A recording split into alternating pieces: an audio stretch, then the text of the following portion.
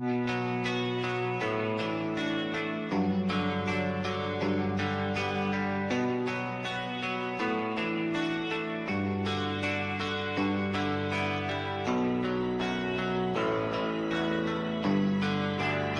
you feeling?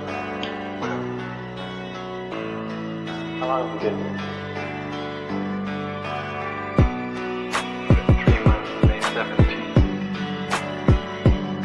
And what brought you? That's difficult to answer.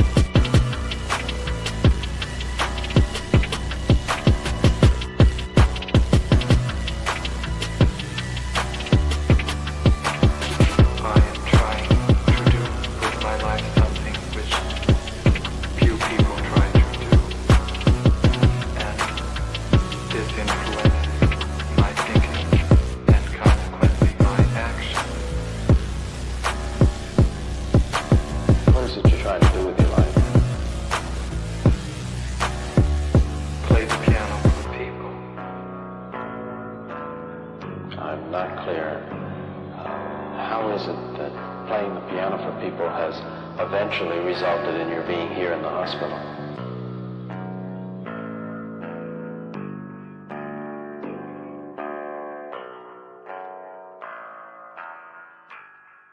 That's difficult to answer.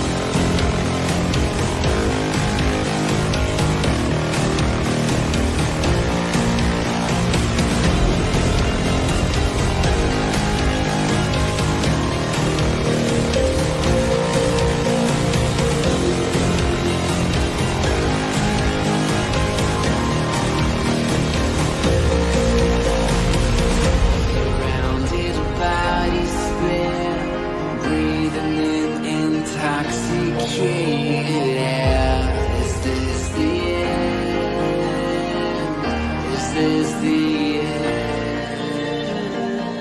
There's a noise inside my head of crying people facing death.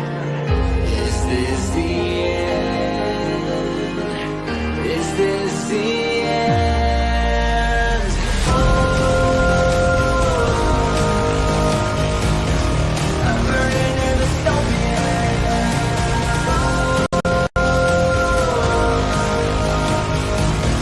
There's no place to hide.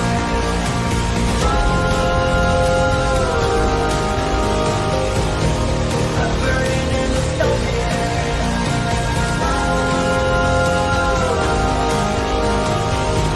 This is the final genocide. What have we done to the world?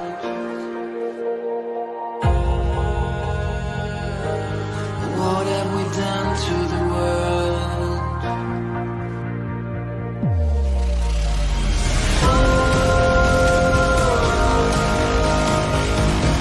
I'm burning in the stone.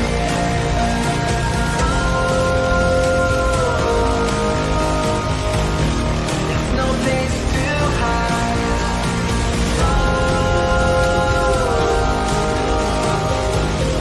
I'm burning in the stone.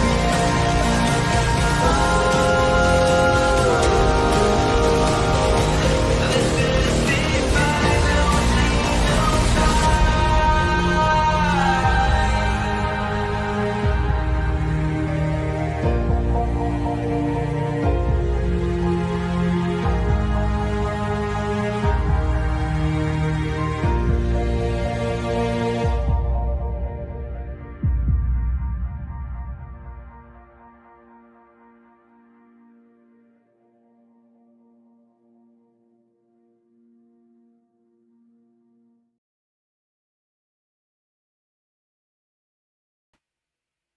Hello, hello, hello. Happy Thursday.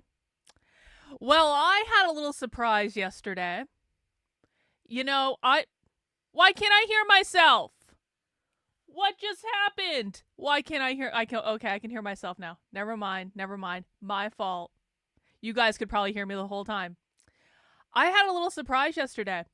Now, listen, I don't spend a ton of time on Blue Sky. It's more like going on to Blue Sky is like going into like a foreign country or like a cult headquarters where it's like the leftists on Blue Sky have set up their own ecosystem because they're so pissed off at Elon Musk and Twitter. But I do keep an eye on Blue Sky, and I do have more than one account on Blue Sky because, of course, I'm like a known quantity on the left. They don't talk about me often. They try so hard. They try so hard to ignore me.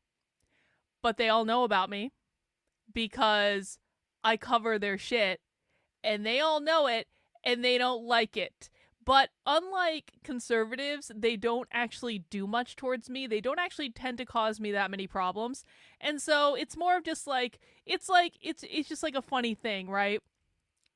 But last night, for some reason, so I saw a notification on my Blue Sky account that someone said they came on to my Blue Sky account to find me, and they found my old knitting friends, and I was like, what are you talking about? Like, I have no idea. And so I decided to look up my own name on Blue Sky. I was like, oh no. What are people saying about me? Now, normally looking up your own name is a really bad idea, especially when you've had so many things taken out of context like I have over the past several years. It's like, let me tell you what, when I Google my own name, when I look up my own name, I find out some crazy, crazy shit about myself that I never even knew was true. But on the internet, the truth doesn't matter, and people will say whatever bullshit they want, and they will take things out of context and twist them and make them seem like something they aren't. And, you know, lately, I've just kind of come to accept this. I'm like, listen, man, Andrew Tate literally got caught beating a woman on video more than one time. So if Andrew Tate can get on video literally beating the shit out of a woman more than one time, I am, and still be, you know, lifted up and promoted as someone that we should be following for some reason, then to be quite frank, nothing I have ever said or done matters. No tweet that was taken out of context actually matters. No college boyfriend that people don't like that got railroaded by the government that I will not throw under the bus. None of that matters. So, whatever. That's just a little side note. But I looked up my own name yesterday on Blue Sky, and it was like the clouds opened, and I was given a gift. I was given a gift from God. And we're going to share that gift with you right now because I really didn't expect it. I really just did not expect it. Emmy O'Brien. We know Emmy O'Brien. Emmy O'Brien next to Sophie Lewis, who is best friends with Emmy O'Brien. They literally are best friends in real life. Emmy O'Brien is our second favorite Abolish the Family queer communist after Sophie. No one will ever usurp Sophie, but Emmy O'Brien gets pretty dang close. And the thing of it is Emmy O'Brien has never talked about me. I was at Emmy O'Brien's book launch at the Socialism 2023 conference when them launched their Abolish the Family book. They literally wrote a book about abolishing the family and communizing care. I was in the room at that launch. That's how big a fan I am of Emmy O'Brien. But Emmy O'Brien won't acknowledge me. Emmy O'Brien just preemptively blocks me on everything. And I never knew why, because quite frankly, I could be much meaner to Emmy O'Brien than I actually am. I feel like of all the people, of all the so-called anti-communists that the left could be dealing with, I'm actually a pretty reasonable person. I don't allow people to make fun of Emmy O'Brien's looks. We don't go there. Okay, maybe we do every once in a while, but not typically. We usually focus on the content. We focus on the ideas. We focus on how Emmy O'Brien is fucking crazy. And, but I feel like I'm pretty nice overall. And I just feel like that's not appreciated by Emmy O'Brien. And you know what? That kind of sucks. Because I could be a lot meaner than I am. I could be a lot more proactive about telling people to go and tell Emmy O'Brien off or like whatever. I don't do that shit though. I kind of say, okay, here's what's going on the internet and here's what you need to know. And we watch their talks and we even listen to the full talk. So we let them say whatever they want to say. And then we clip them and we show people what it really is. And we have Emmy O'Brien on video talking about surrogacy as a replacement for the family and stuff like that. Yeah, I'm not cruel. I may be a bit of a handful, but I'm not cruel. All right? We are interested in the content and the ideas. And to be honest, I know a communist hates me, say it ain't so. Right? So I was actually quite shocked last night because, again, like, I don't actually pay that much attention to Blue Sky, although I have recently put measures in place to pay more attention to Blue Sky, because part of the thing is like, there are just too many social media platforms. And so, like, I've actually been following Emmy O'Brien on Blue Sky from my super secret account that them doesn't know about for months and months and months. I just wasn't actively paying attention to it. And so I missed this a couple months ago when Emmy O'Brien posted on Blue Sky telling everyone to block me. I just didn't see it because I now have a great system in place. In fact, let me show you guys this. For those of you who are in the Red Menace Collective Discord, you know what I'm talking about, okay? Not to dox anyone, but you know what I'm talking about. We now have a whole system in the Red Menace Collective Discord where we have the Blue Sky accounts of Socialist beam right into our Discord. So we can now see everything that Emmy O'Brien posts or reposts. Our Sophie bot is showing us what Emmy O'Brien is posting over on Blue Sky. And there was a little bug in it the other day, so it posted like 15 things. But we can see all of Emmy O'Brien's posts. We can see Sophie's posts. We can see Amon. Amon is Emmy O'Brien's writing partner. We can see a whole bunch of things, and this is just getting started to getting built out. But my point is this. I wasn't paying close enough attention 3 months ago to know that Emmy O'Brien gave me a shout out on Blue Sky, and I found it last night, and I was very happy about it. Emmy O'Brien says, I have a block request. This person makes quite cruel YouTube videos about me and others. And actually, this is kind of the funniest part, because her proof that, oh, I'm sorry, I misgendered. We don't misgender on this channel. They, them's proof that I make cruel YouTube videos is like a screenshot showing some of the videos, some of my live streams. So we've got a Socialism Saturday live stream about family abolition. I don't think it's cruel to show what people are saying. We've got she even posted, they, them posted a stream about James Lindsay. They, them posted a stream about me debunking another idiot on YouTube who doesn't know what he's talking about when it comes to socialism. They, them posted the live stream we did of Lauren Southern's awesome testimony in front of Canadian Parliament. That was actually a really great stream. People should definitely go back and watch that. And then another Socialism Saturday video, Socialists Discuss Parenting for the Revolution. Emmy, if we're being intellectually honest about all this, I fail to see what's cruel about any of this. Where is your evidence that I'm being cruel? Do you have a clip of me being cruel? I mean, I know I have talked about Emmy O'Brien's giant tits, but is that really cruel, or is that just stating a fact? I don't know. Yeah, I don't know, man, but it's just like, of all the things that Emmy O'Brien could have posted as evidence that I was being cruel, this just doesn't really seem to pass muster. I don't get it. Anyway, then Emmy O'Brien said, please add her to block lists. Block her. And report her YouTube videos if you are vaguely sympathetic to my work and support me not getting harassed on the internet. Please share. Report my YouTube videos for what? Exactly, Michelle. Report my YouTube videos for what? For showing your full and complete speeches and interviews on the internet?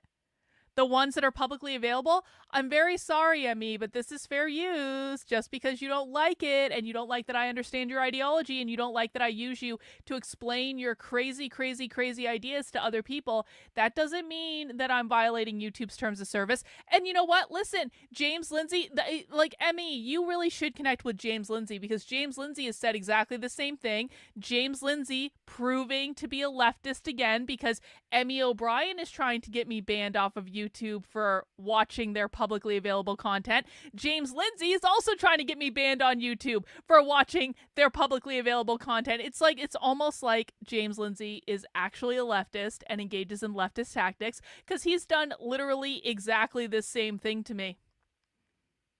Isn't it funny? But you can see here, Emmy O'Brien did get some traction with this.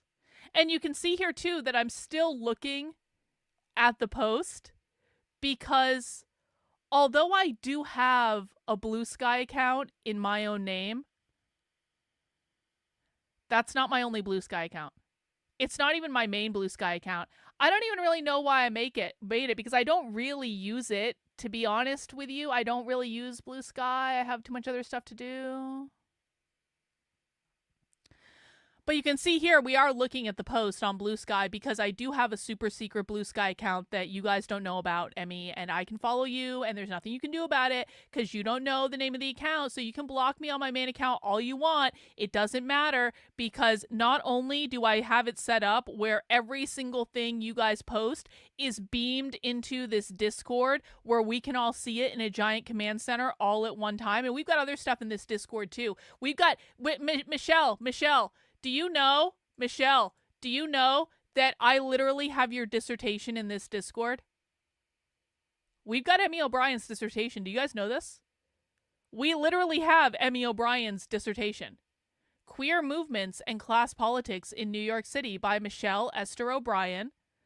submitted to fulfill the Doctor of Philosophy requirements at NYU, New York University. Where, by the way, did you guys know that Emmy O'Brien is currently teaching a class at NYU? It's called Queer Sexualities and Capitalism. IDSEMUG. What does that mean, you ask? What is IDSEMUG? Well, if we look it up, Interdisciplinary Seminars Undergraduate at New York University. Queer Sexualities and Capitalism, taught by Michelle O'Brien, spring 2025. Let's see what else Michelle O'Brien, Emmy O'Brien is teaching at NYU. Queer and trans work, okay. LGBTQ plus social movements in context. We got this queer sexualities and capitalism thing. Terrorism and political violence in the modern world. Isn't that interesting? Isn't that interesting? Currently teaching at New York University right now. Literally, right now.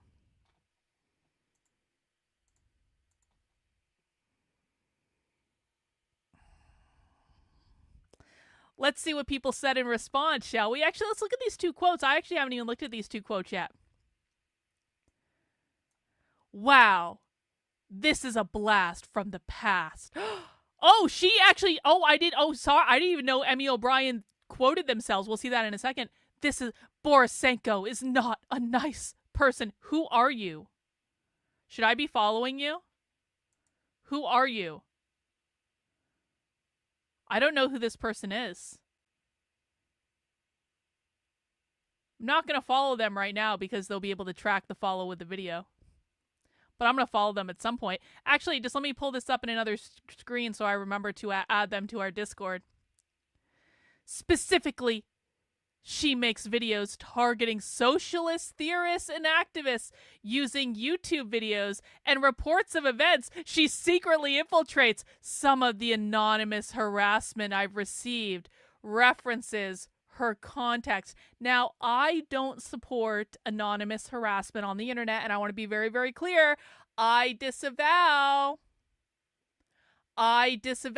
all harassment. No one should be harassing anyone. If you have ideas, guys, that are different from these people's ideas, you need to fight them intellectually. I don't spend time posting to these people from anonymous accounts. We literally accomplish nothing by tweeting at them and annoying them and all that stuff. And Emmy, I think, you know what, this is actually a really good point. Can you give us some examples of this alleged harassment that you've been experiencing? Yeah, we don't support harassment here. We disavow. We don't interact with you guys. I mean, we do occasionally tweet at Sophie. That's true. But we do it in the language of the, what is it? What is the term? What is the term for third world? I forget. We do it in Spanish or Arabic. The global south. Thank you. When we tweet at Sophie, we do it in the language of the global south, so it's okay. Yep. But I would like to see proof of my harassment. Let me just see what people are. Okay, I don't even know who this person is, but oh, Irish. I'm not interested in you, Ireland. Okay, so let's see. It seems her profile is gone. Maybe she got banned. So this actually makes so much more sense because there was a day on Blue Sky about 3 months ago that my main profile just got banned for no reason. And I was only banned for like 2 hours. But there was a weird thing and I was like, I never even posted on Blue Sky. Actually, I wonder. Let me just look this up in my email real quick. Blue Sky. Hang on.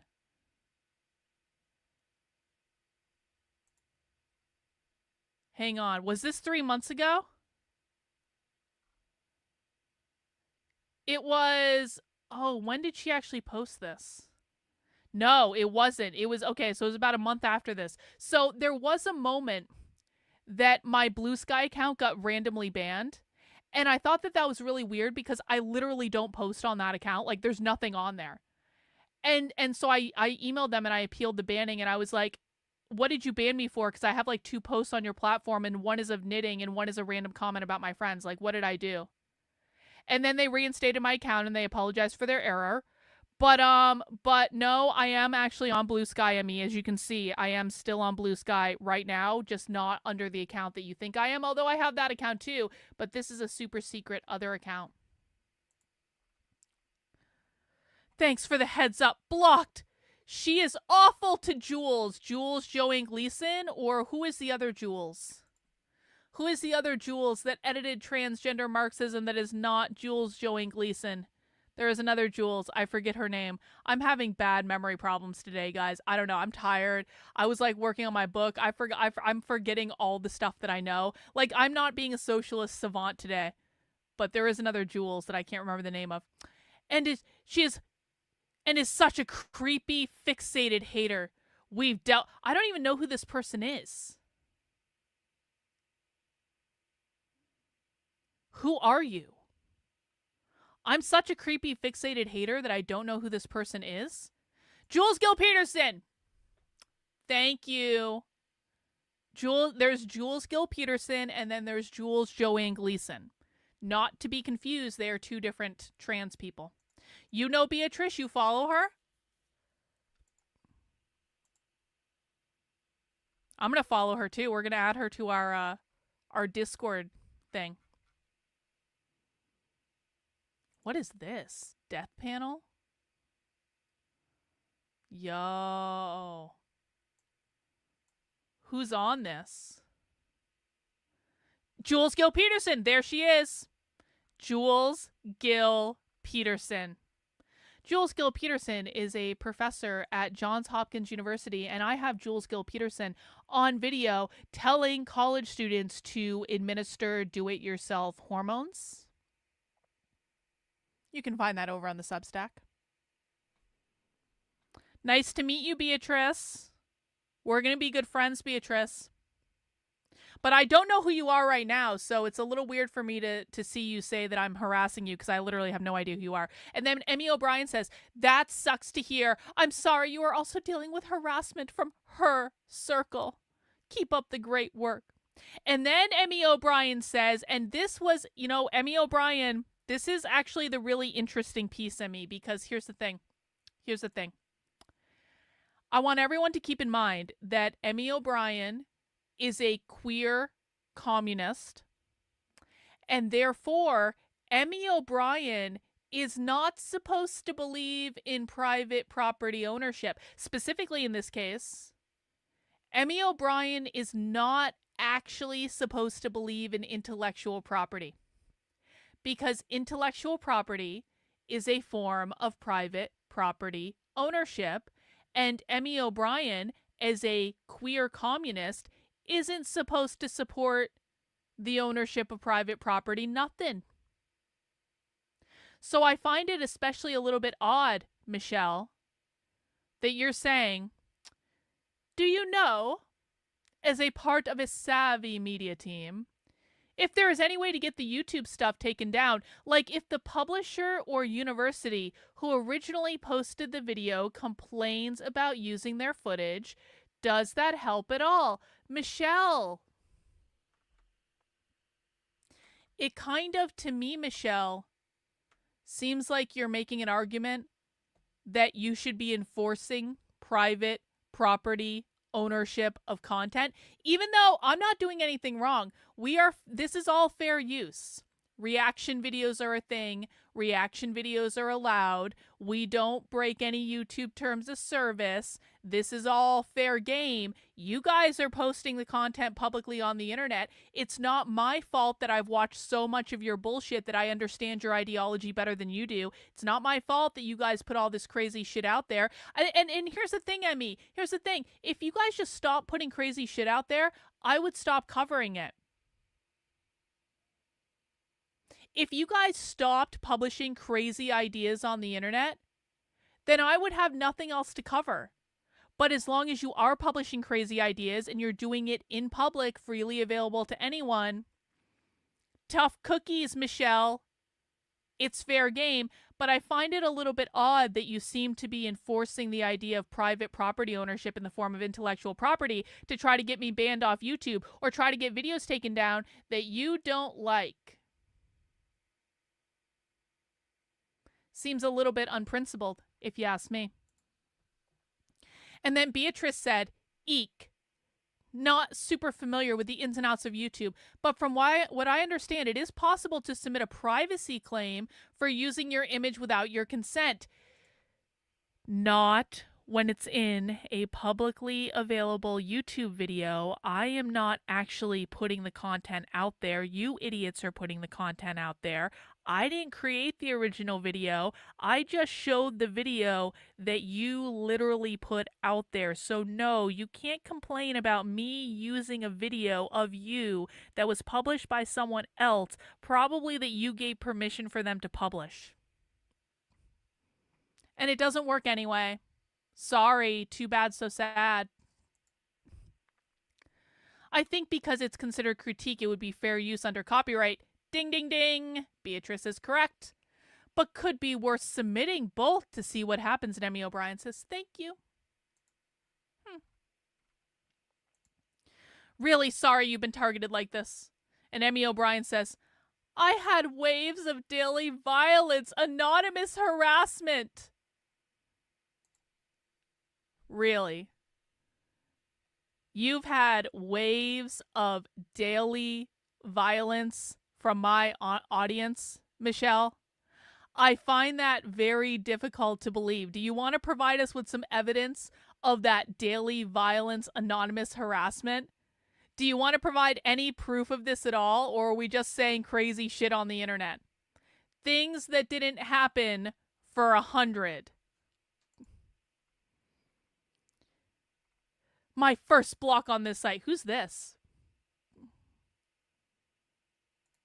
We're going to follow Keegan from my super secret account just because they don't want me to. Blocked. We're following all the people just because they don't want me to. I am so sorry. How do people have this kind of time on their hands? Because this is what I do. This is literally what I do. This is literally my job. I spend a lot of time doing this because it is literally my job to cover you idiots and to tell people what you're doing.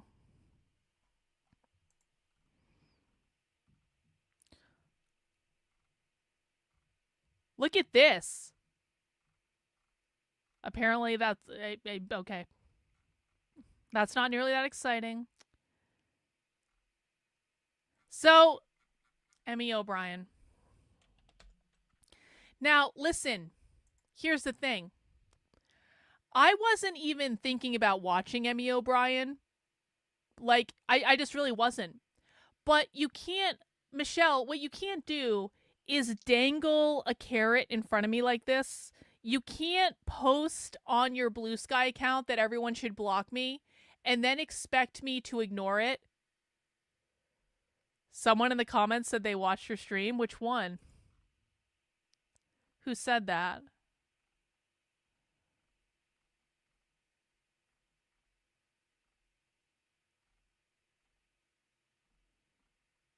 Hang on, maybe was it here? It was at the bottom. Did I just miss it? Where? But I don't know what you're looking at. Anyway, it doesn't really matter. Here's my point. I wasn't actually even thinking about watching Emmy O'Brien, but now that I know that it makes Emmy O'Brien upset that I watch They Them, we have to watch them. We have to. There is no way around this. We have to watch them. And you know, I found a video that was actually really relevant because here's the thing. So Emmy O'Brien is part of this journal called Pinko. And I've actually had this on my list to look into for a minute. I just hadn't gotten to it yet. And so Pinko is like a queer communist magazine, periodical, whatever. Emmy O'Brien is very into producing like periodicals, which is why, by the way, the left wins. The left wins because they produce a massive ton of shit like this. So they have this whole periodical called Pinko. And they've recently been making this big deal out of this book called After Accountability. Now, I hadn't heard about this book until they recently started making a big deal about it. And then I I kind of put it on my list to cover at some point. I was like, I want to look into this book because Pinko is one of those things where you're going to get some really crazy queer shit from this website. And so I was like, I want to know what this book is about. And I just hadn't had a chance to look at it yet. And then only because Emmy O'Brien was talking about me on Blue Sky, I accidentally found a live stream of them literally talking about this book, but it was from like a year ago because apparently the new version of After Accountability is like a re-release that's being released from Haymarket Books. But like a year ago, they did this iPhone video, and I don't even know how good the quality is going to be in this, but you can see Emmy O'Brien is sitting right here. Emmy O'Brien is on the right with the mask, of course. And this was on October 6th, 2023, the day before October 7th. Wow. This is a recording of a book launch that took place at Wendy's Subway on October 6, 2023. We celebrated and discussed the recent publication of After Accountability, edited by Pinko, with a panel discussion among the contributors, Emmy O'Brien, Kim, Esteban, and Pilar. A concept just short of a program accountability has taken up as a core principle within leftist organizing and activity over the past quarter century. While it invokes a particular vocabulary and set of procedures, it has also come to describe a more expansive and, if often vague, approach to addressing harm within movement work. The term sudden, widespread adoption as abolitionist concepts begin to circulate broadly in recent years casts a light upon shifts in its meaning, renewing urgency, blah, da, da, da, da, da, da. After Accountability is an oral history and critical genealogy of this decisive movement concept that gathers interviews with 8 transformative justice practitioners, socialist labor organizers, incarcerated abolitionists, and activists on the left, conducted by members of the Pinko Collective. An investigation into theoretical foundations and current practice of accountability, this volume explores the term's potential and limits, and discovering it traces the past half-century struggles, blah, da, da, da, da, da, da. And we have their video.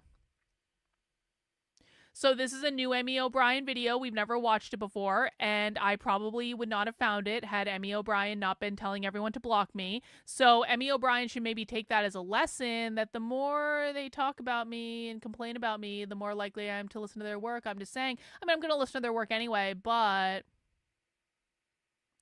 So we're going to watch this video. It's about 2 hours long. I don't know if we're going to get through the whole thing today, but we are going to watch at least part of it. Before we get into that, I just want to remind everyone that you can currently get my latest book, A Brief History of Racism.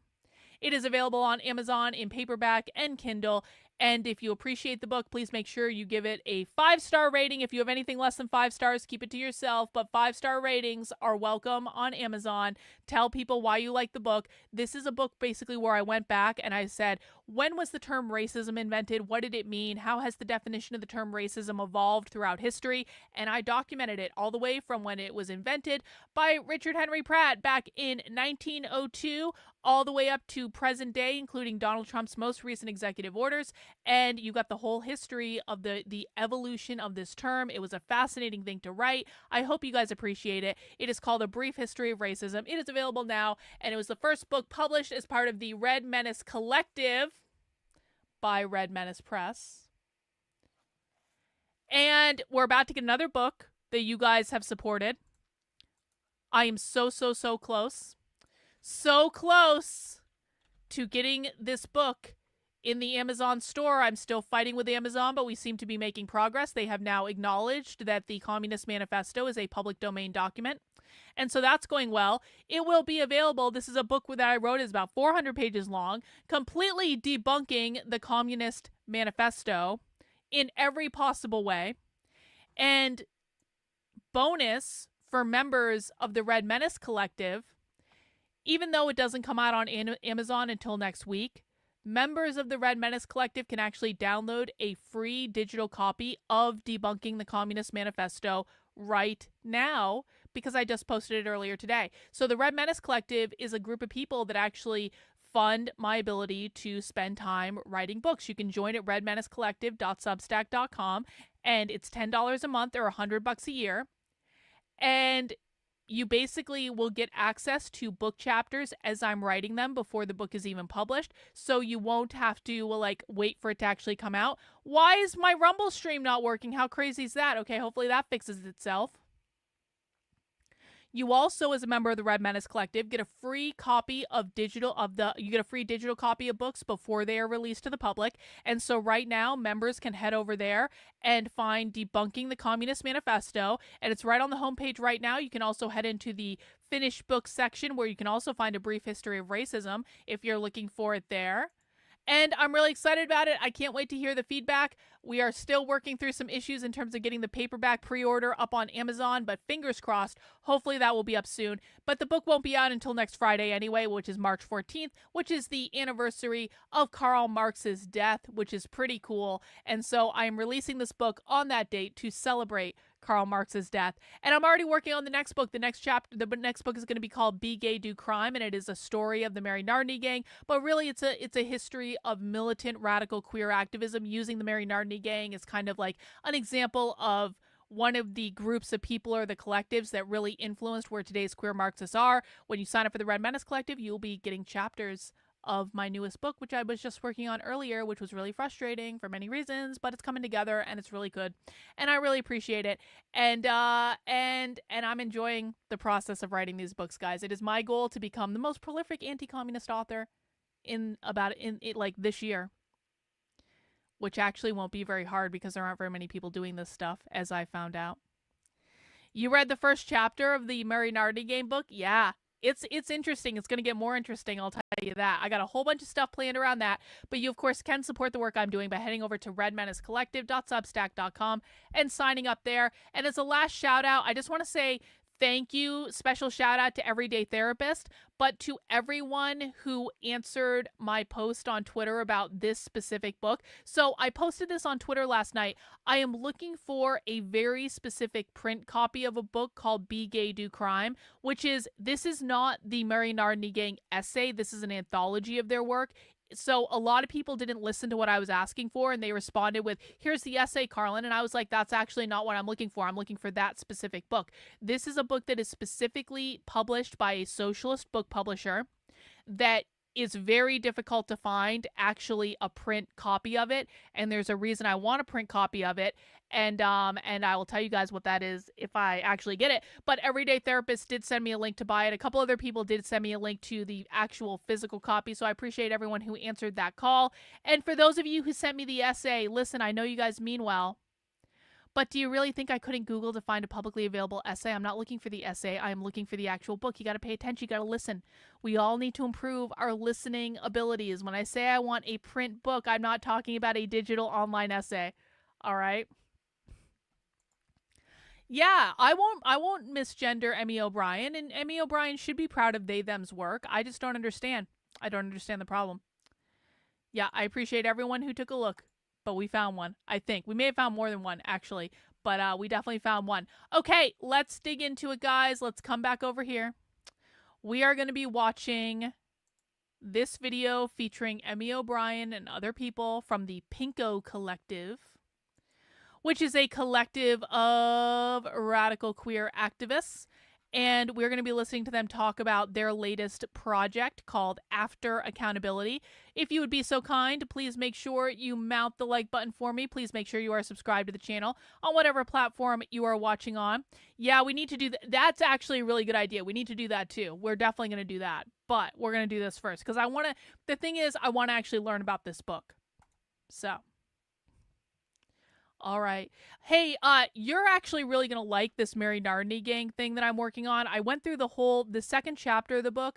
I went through the whole history of like the reclamation of the Pink Triangle through ACT UP, through Bashback, leading up to like the publication of Towards the Queerest Insurrection.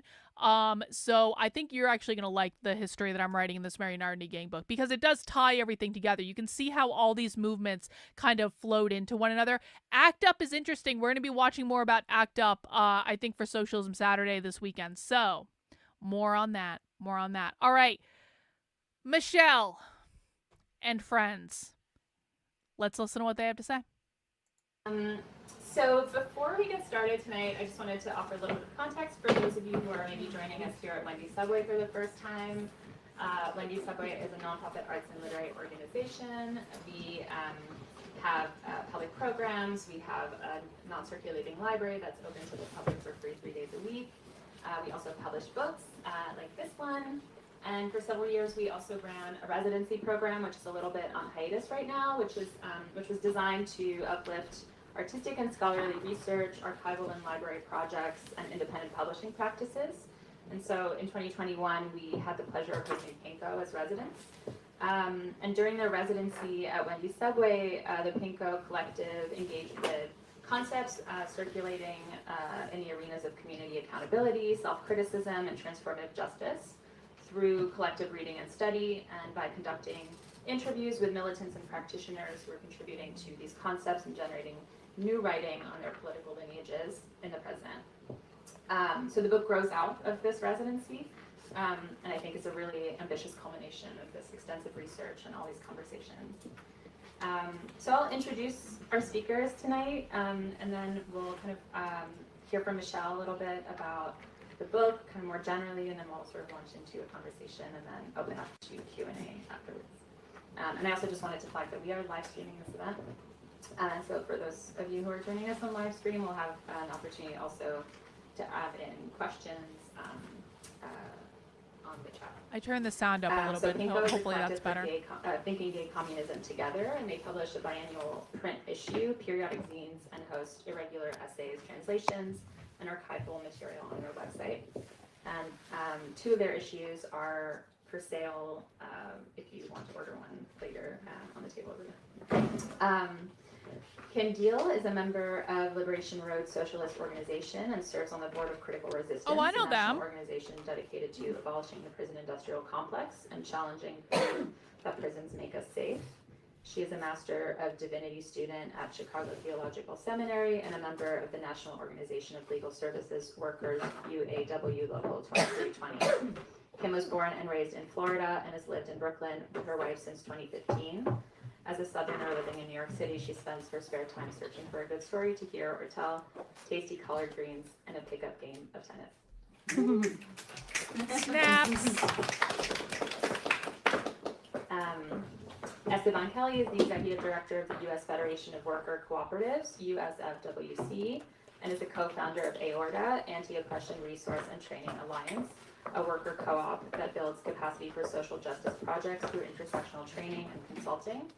He holds a master's degree in sociocultural anthropology from the City University of New York and received a BS in political economy of environment and development from UC Berkeley.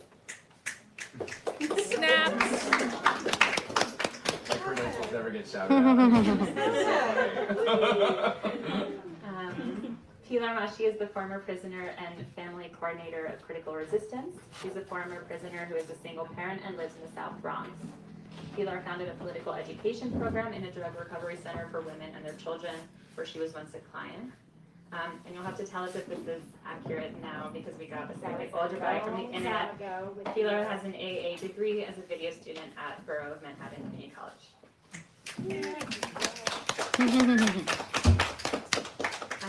And Michelle O'Brien helps edit Pinko. She has 2 books, Family, Abolition, Capitalism, and the Communizing of Care from Pluto, out in 2023, and a co-authored novel, Everything for Everyone, An Oral History of the New York Commune, 2052-2072, from Common Notions, out last year. And she's also an associate editor at Parapraxis, a magazine of psychoanalysis.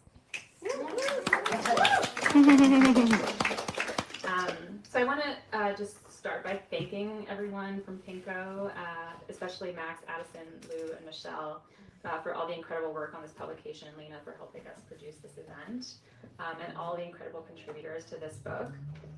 I also want to thank Tyler Morris from Floral Prep and Come Forever for providing masks for this evening, and we do encourage you to keep your masks on throughout the evening in light of growing numbers of COVID-related cases in New York. Right? This was in October 2023, remember.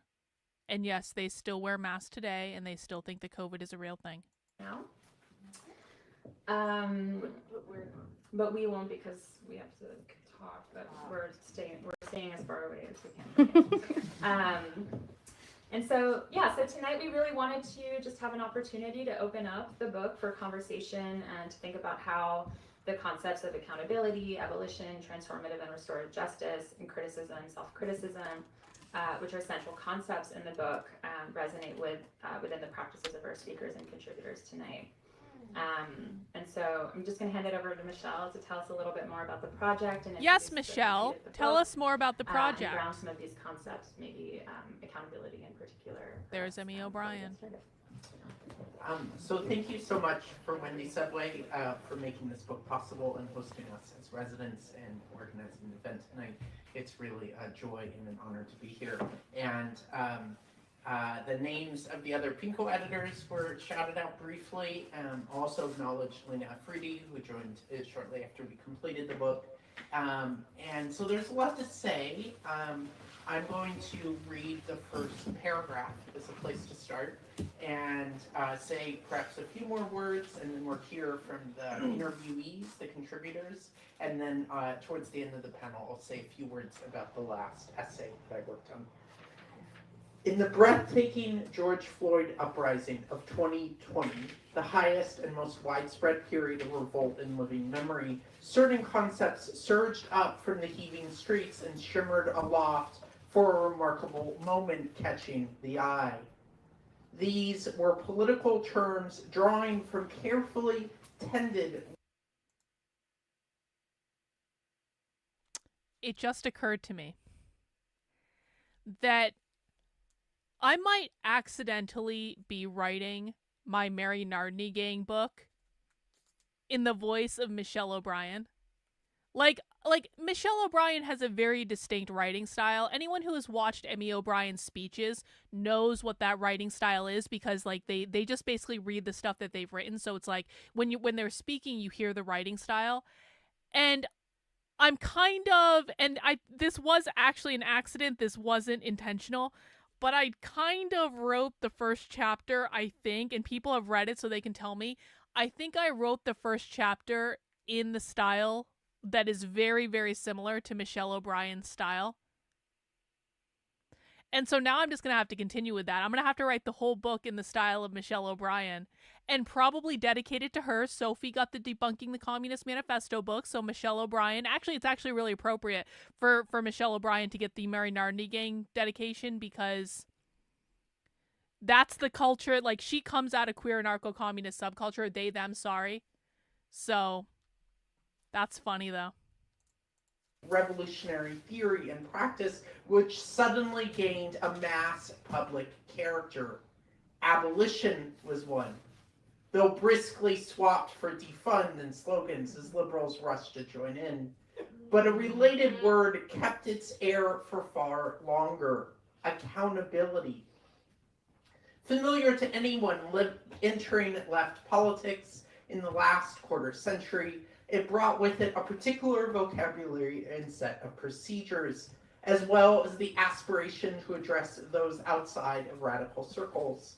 If there was a concept that spanned the knife's edge of the radical activity of the period leading up to this general revolt and the broad swing of its sudden uptake, this was it. So the book is interviewing very smart organizers about what they think about the concept of accountability. That's the book. It's moral history. There's an opening interview and an opening essay and a closing essay that Pinko wrote collaboratively. And accountability is what in psychoanalysis we think of as switch words. It has a lot of meanings simultaneously. Right? And that came out in the interviews. The sort of straightforward, or the narrowest meaning that we were preoccupied with for a time was, how do movements address harm between participants in the movement, right? And the paradigmatic case, and one that we care about a lot and think about a lot, is how sexual violence gets addressed. And there are no shortage of political organizations and coalitions that have been destroyed over their inability to effectively address sexual harm and sexual violence. There are other concerns of accountability and other meanings that came out. some of the people we interviewed very quickly interpreted accountability to mean something else entirely, right? Accountability, being accountable to one's line, to one's organization, to one's political commitments, being accountable. I think that if one is a queer anarcho-communist, one should be accountable to the principles of queer anarcho-communism, Michelle, and not try to get people banned for intellectual property violations, which is a form of private property ownership, which you're not supposed to believe in. So maybe that's a level of accountability, Michelle? To one's spiritual values, being accountable to our comrades in the struggle, right? And all of these meanings interested us. Oh, I'm not a comrade. They don't have to be accountable to me. We started off Got with a it. certain kind of hypothesis that didn't entirely bear out in the interviews, which was that there was a relationship between the 70s practice in the new communist movement of criticism, self-criticism, and what later became transformative justice politics in the 2000s. And so bridging that was an interest of ours. And we interviewed a number of people from prison abolition struggles and from the come out of new communist movement organizations, as well as a number of other political tendencies. And yeah, some things came out, and they were quite rich and quite interesting, and I think we're going to hear some of them tonight. Thank you, Michelle. I did just want to ask kind of one question maybe to get us started, and maybe for you, Michelle, as well, like thinking about the conceit of the book, which is also sort of retracing a critical genealogy of accountability, and doing this kind of historical excavation of where this term comes from and how it's circulated and how it bears out in the present. And so I'm wondering maybe also to introduce our speakers, sort of how you came to identify and find potential contributors to this project, many of whom you have had different kinds of relationships with and worked with and organized with over the years, across the Pinko group, and yeah, if you can kind of tell us what your process was like for bringing together these amazing contributors to the book, three of which are here today. Good question. We didn't have, there were some people we wanted to interview that we didn't. Bashback in particular, I think, is left out of the book. Oh, and it would Bashback. be improved from it. But I would say, when I was personally I know about oriented to Bashback. recommending people, I was writing and I about think I Bashback all recommended morning. Slightly more than half the people in this book. I imagined people that combined sort of three major things. One was a long-term organizational-based collective commitment around organizing, right? That had been involved in movement work, usually for decades, in many, many organizations, and through that had a long-term, committed relationships with other comrades and organizers. Comrades. Two people that I thought were very smart, that had a lot to say, that thought really critically and richly, that had a richness of political analysis that they brought to their work, and three that I was aware that had been directly involved in struggling around questions of accountability. And then usually that struggling around accountability had two valences. One was addressing internal movement harms, but two, putting into dialogue with movement tendencies struggling against the prison industrial complex and struggling against police and state-based approaches to addressing harm. So often, many, many different organizations have sort of struggled to address internal harms, but on some level, those that do so most successfully, or at least most thoughtfully, are also those that are directly combating state-based forms of violence, in broadly abolitionist struggles. And so I think that includes nearly everyone we interviewed, the sort of broad criteria, but they weren't formalized criteria. They would be different collective members bringing names and people getting excited and talking about it and seeing where the interview goes and letting it unfold from there. I'll say a brief word about the methodology. We really adopted a kind of oral history method that was very interested in creating the opportunity for people to say something new. So we really wanted to move away from people giving like routinized and scripted and well-worn accounts, and towards trying to interview in a way that opened up space for thinking newly. Yeah.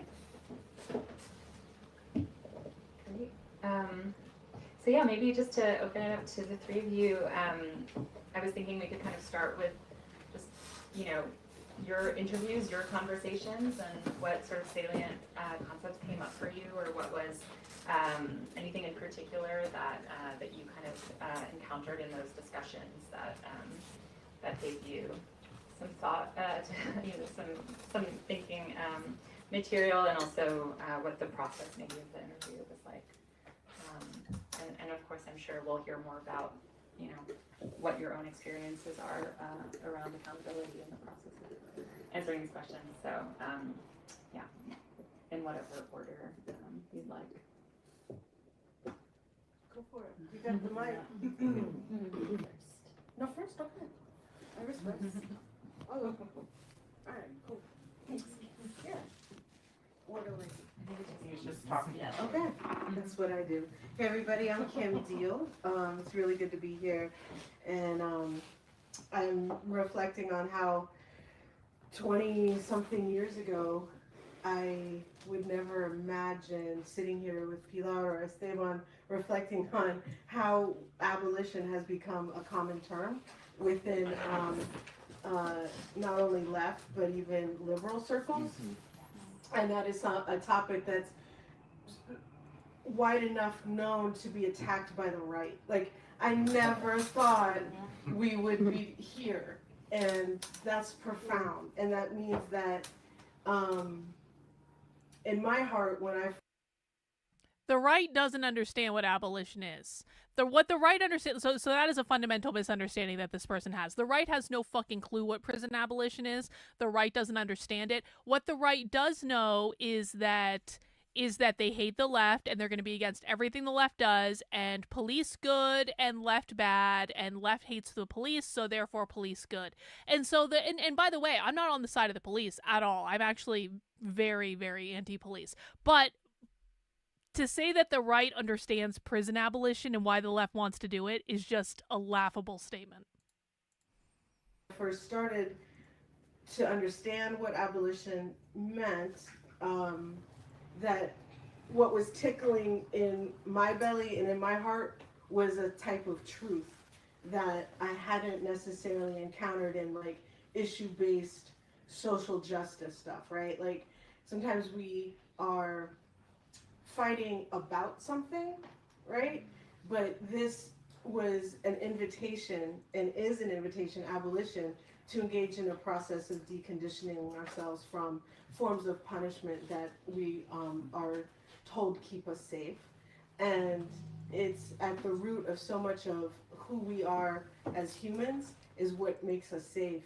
And that policing and prisons are this sort of unspoken solution, or at least a tool for keeping us safe. And there in, 1999 or 2000, when I was first encountered this organization, Critical Resistance, and its people, like we didn't have an organization yet, right? It was a group of folks who were thinking about abolition, but hadn't necessarily coined the term as the thing that we were going to be doing. It was a critical resistance of prisons, dismantling the prison industrial complex, and it grew out of a lot of work that had been done around folks who were inside, that had led movements forever, right? Like it's a political strategy to incarcerate folks who are leading movements, and political prisoners is a very wide definition. And so by no means in 1998, when the Critical Resistance Conference first happened, was this the birth of any kind of prison movement. Not at all. Not at all. But what it was a timely fire that came at a moment when a lot of questions were taking place about the role of the public sector and what does it mean to have public money going to mass incarceration. And so that's kind of the origin story of how I got into this, and it's in the interview. But basically, I had been doing research around the privatization of public services in the Deep South, and how that was really a tool for breaking down any gains, small gains that had been made by the Civil Rights Act of 1963.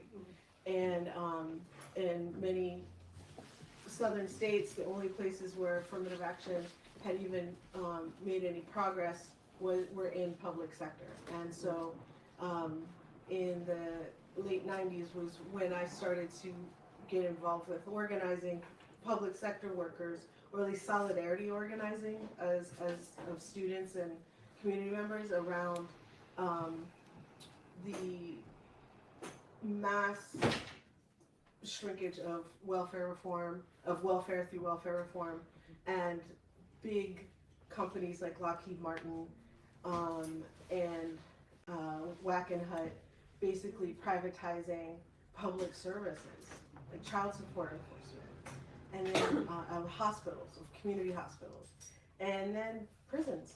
And so it was in that research and looking and asking around the folks who had been organizing prisoners and inside prisons that I got to know a lot of folks who were tracking this. And so I learned a lot about the Hospital Corporation of America as sort of the first model of privatizing hospitals to becoming the first model of privatizing prisons. And then, you know, it became a much bigger picture. I think a lot of people have also gotten involved in dismantling the prison district complex by looking at this one narrow part of it, and really it's a money-making endeavor for all types of industries, not just those who are bold enough to say we shall just run prisons by, you know, as a for-profit type endeavor, so we have to keep these beds full in order to make a profit. And then, you know, from there it was a very beautiful and rocky and amazing experience to meet folks like Pilar, Rose Braz, Ruthie Gilmore, Rachel Herzing. Ruthie Gilmore, we know Michelle her. Kilbride. We were very much involved in a lot of the early conferences that were taking place to do some collective learning, collective sharing regionally. And the first one that took place was in New England, in the Northeast, and then in the South. And I will just pause there, and I want to see if Esteban, you have anything you want to say. Sure. Okay. That was a really quick transition. No, it was, but whoa. That's why. I was like, something's happening with the mic, and now I'm going to It was really awkward. Sure. I'll finish my thought later. Are you sure about the level? You want me to be at this level? I think a little quieter, and I can just like NPR myself into the mic. Yes. Maybe a little bit higher. No. I think it's loud.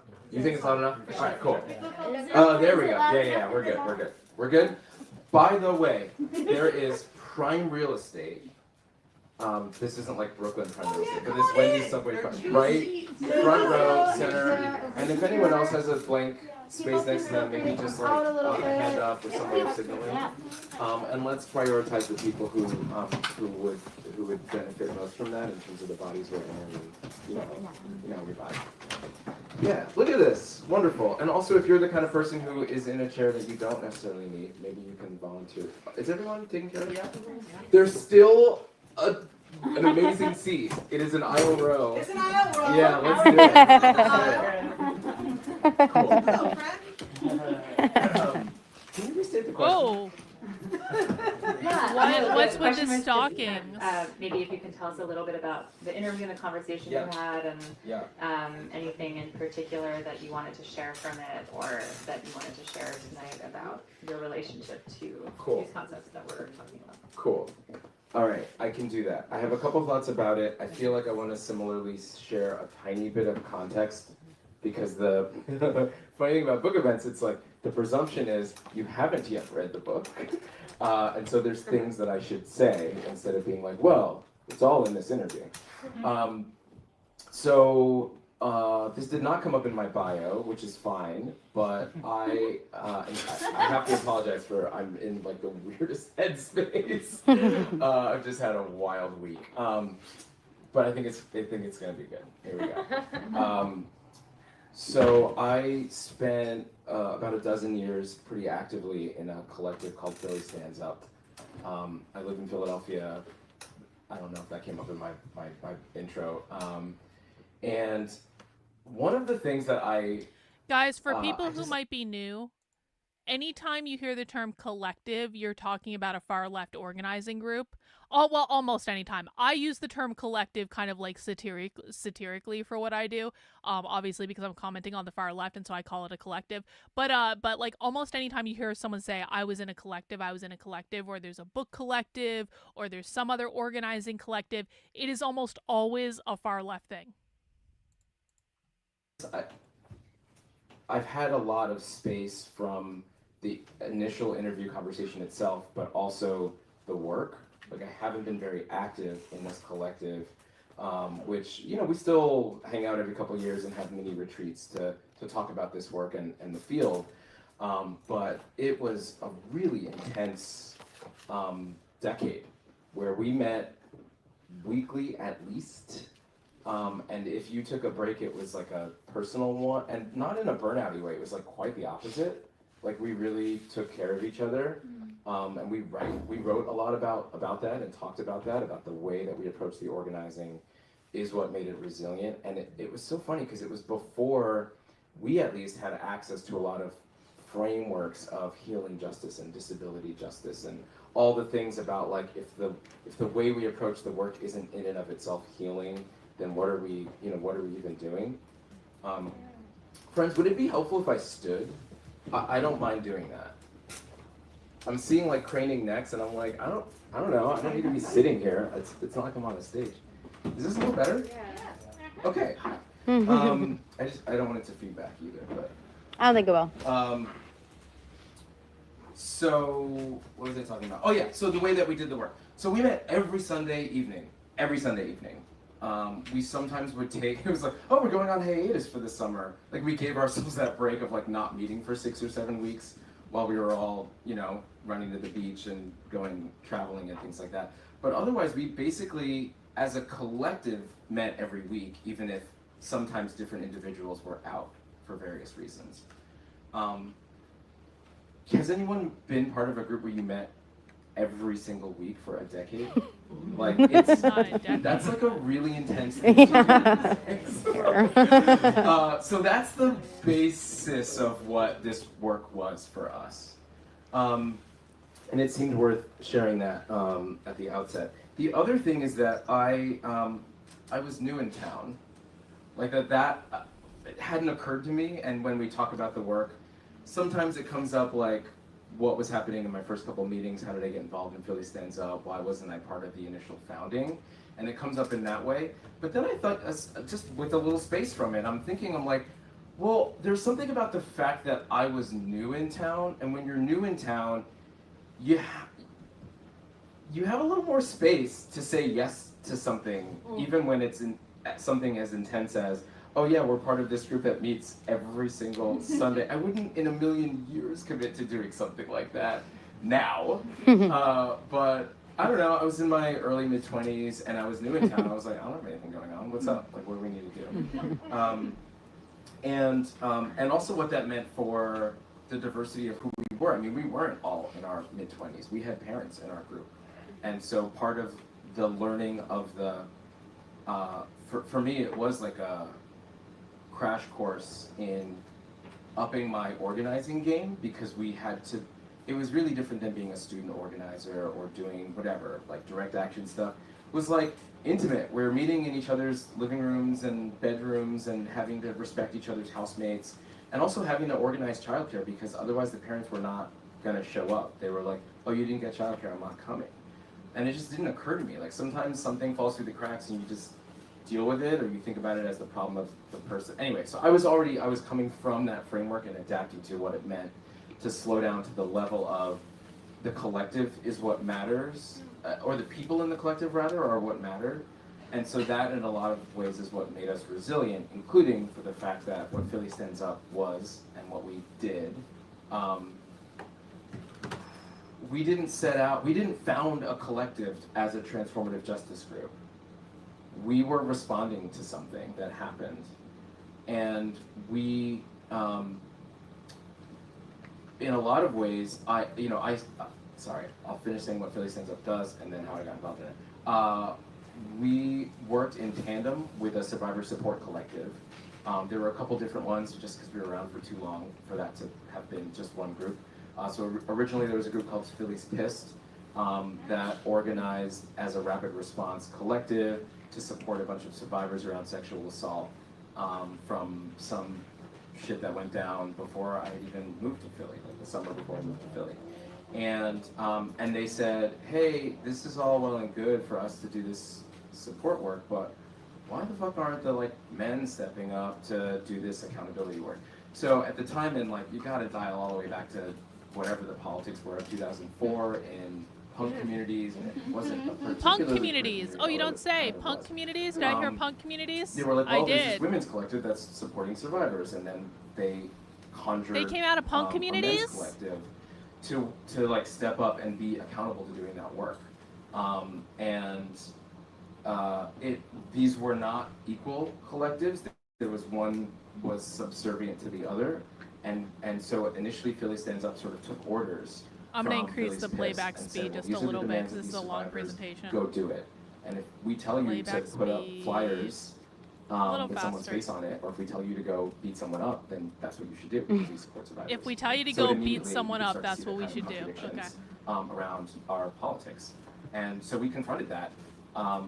I guess part of what I'm saying is that rather than a prescriptive, here's what we believe, here's what we're trying to do for this ambitious theoretical world we're trying to build, now let's make it so, we started from the other side. We started from the practice itself, from being practitioners, from doing the work. I can't even say that phrase anymore.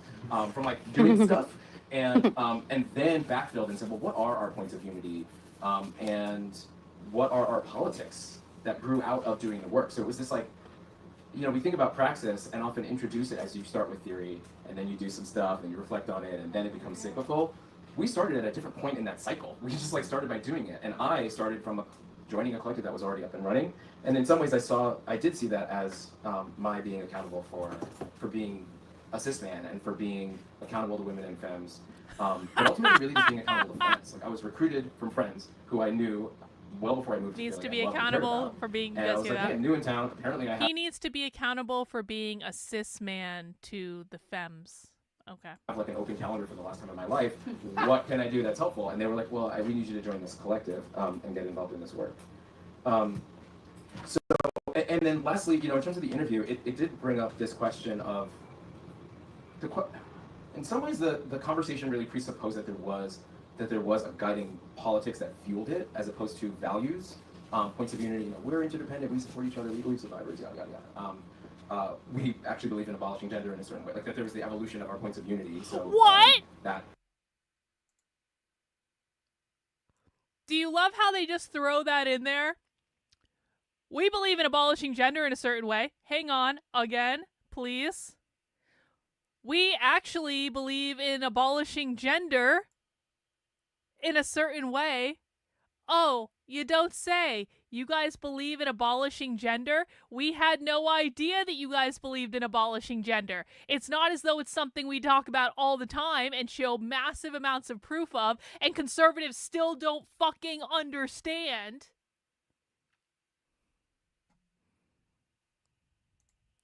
Again. Points of unity. We're interdependent. We support each other. We believe survivors. Yada yada yada. We actually believe in abolishing gender in a certain way, that there was the evolution of our points of unity. So that all got updated as well, along pretty early on, actually, by the end of 2004. But really, for me, it was that I came in with my own political thinking, my own organizing background, my own academic training, my own connection. See, this right here.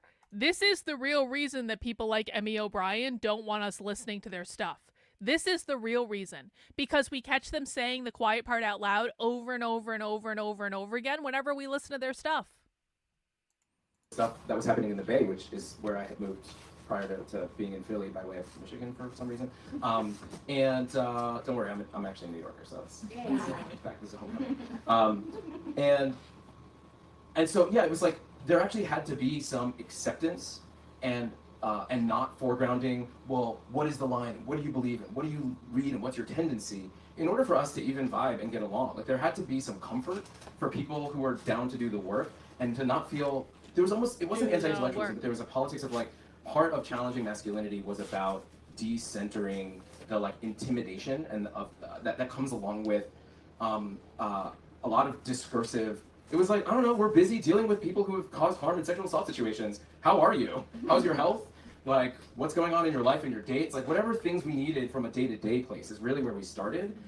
Which isn't to say that the other things didn't come up, and so we'll get to that, I'm sure, later on in the conversation. But it really was almost marginal in a way that confused everyone who we encountered along the way as our work became more and more explicitly, I don't know, capital P political in that, in terms of that, like theory. So I think we saw the work as being about the what and the how. Like, what are we doing to address these situations? What are we doing tactically in terms of the actual tactics of sitting down and working with people who cause harm, who are usually men, but not always. And so so much was about the what and the how versus the why and the so what. And so for me, the interview was the space to actually reflect on. I love these asides. And have a lot of perspective on the why and the so what. And in fact, that's actually how the collective itself evolved, that some of it maybe was burnout or just people moving to different places in their lives where we didn't have the capacity to, in addition to meeting every Sunday, taking meetings with the people who had caused harm in between those Sunday meetings, going and meeting with them in a train station or a cafe or in a park or wherever, and then doing that work. And by the way, this was way before we were able to afford therapists of our own and stuff like that. So those Sunday meetings were our therapy to be resilient in that. And so it was only over the course of time that we realized that we were discovering our own praxis, our own tactics around doing this and patterns that made sense. And that's a lot of what we've written about since then. And we slowly morphed, again, not really intentionally, we were never an incorporated thing, it was just an informal collective, from being like mostly working on situations to slowly doing more and more workshops in political education to slowly, I don't know, half of the members of Philly Stands Up have like masters and PhDs doing work around transformative justice and accountability and all of these themes, or even some of them are therapists now, which is really interesting. So. Can I tell you guys the most random fucking thing that's ever happened? I was just scrolling through my Instagram as we were listening. Who here remembers Octomom? Does anyone remember Octomom? Like this poor woman who carried 8 fucking children at one time, and that there are all these crazy, like if you Google Octomom, like you'll see what I'm talking about. Apparently, a woman that I met on an ayahuasca retreat, who is an actress, is in the new is actually playing Octomom in the new Lifetime movie called I Was Octomom. A person I did fucking ayahuasca with in Peru is playing Octomom in the Lifetime movie. That's just like so fucking random. I want a Lifetime movie made about me one day. I want a Lifetime movie made about the Mary Nardini gang stuff. I think that'd be a great Lifetime movie. I always wanted a Lifetime movie to be made inspired by like the feud with Carrie Smith called Surviving Carrie Smith. I was like, man, okay, enough of a break. That's it. I'll sort of leave the framing stuff there, but hopefully that gives you a sense of where I'm coming from initially. Hey, can everybody hear me? Okay. So, hi everyone, comrades. My name is Comrade. I came to this concept of accountability, I think in a way that was, I mean, I barely even really probably thought about the word in the past. When I joined a collective, Critical Resistance, we had just did the Northeast Regional Conference, and I was coming from a place of being on the run, being pregnant, being very broken, being harmed, and also being harmful. And my introduction to abolition was so life-changing. It became my purpose and became really my mission in life. And so of course, like, I entered a room with amazing people, so smart, so intelligent, so cool, so stylish. I'm like, wow, these people were like talking about protecting me, being accountable to someone like me. I couldn't even imagine that there was so many people that were talking about getting rid of prisons and police and like, we got you, you know, where I was like, oh my God, I want all of my friends here. I want all of the crimies that I got high with and that I, you know, I lived with and struggled with on the streets and in my family and in my neighborhoods beyond, you know, where I was at when I was on the run. I mean, I was really at a bottom in my life. So NA, I was actually, through my felony conviction, I was in a residential treatment facility for women and children in the Bronx.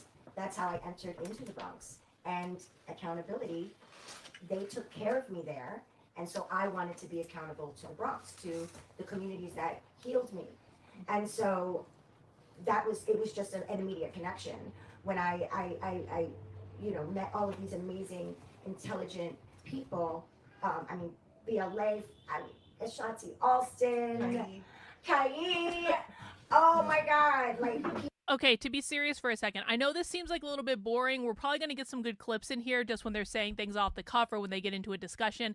But I just want people to know this is how leftist organizing works. They talk to everyone. They're nice to everyone. They listen to everyone's stories. This is why they're able to bring people into their organizing and into their groups, and why they're able to work together with each other, where they're like, the right doesn't do stuff like this. And so it might seem boring, but it's like, this is actually how you get shit done. People, Linda Evans, Rachel Hersing was my mentor, like brought me into this. She was the head of the education department at Fortune Society, where I was like trying to get my GED, you know, I was just trying to get my shit together. And they bring, you know, in these like workshops where we're trying to get our GED, the classes were of, you know, well, what would the world look like if we didn't have prisons and police? Like, think about that one, you know, and I was just like, oh my fucking God. I've dreamt about that, you know, like I really do think I am an abolition at heart. Like I just needed something to kind of give me the support to say like, yes, like this is it. And, you know, you can evolve now and you can like make something of this. And so bringing my people was who I needed to be accountable to, making sure that they were in the rooms with me. And I would say that over and over again. Like I still say it and I still mean it. Like that's really why I do this work. Because I want as many of the people like me, been through some things, to just get the little taste of abolition. And that's all they need, really, you know, because of course they're gonna connect to it. Clearly a lot have. So when I joined Critical Resistance, also, I want to just... If we just recruit former criminals that have been in prison and tell them that we want to get rid of police in all prisons, they're totally going to help us out and they're going to be for that. Yeah, gee, I wonder why.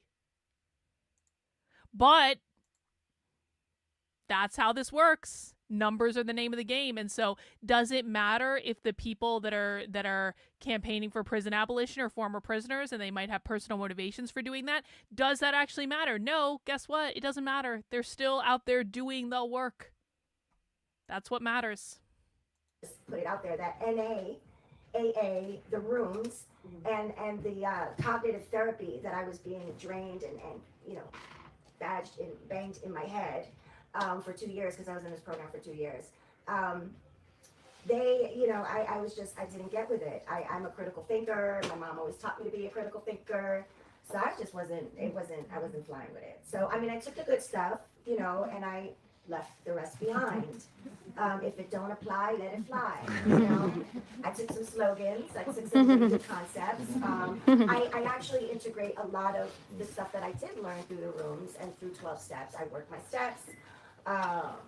I integrate that with my politics and my analysis for abolition, you know? And which leads me to my first project in Critical Resistance NYC. It was an outreach project. It's like, okay, people are like, well, you want your people here. Let's meet them where they're at and let's go get them. So I was like, okay, I know I have some pull in this program. You know, so we started doing these workshops in the program. And like, it just evolved into something so powerful, so amazing. And that project, the La Casita project, ended up moving for like 10 years. It was and replicated in different other places like California and Gainesville, Florida.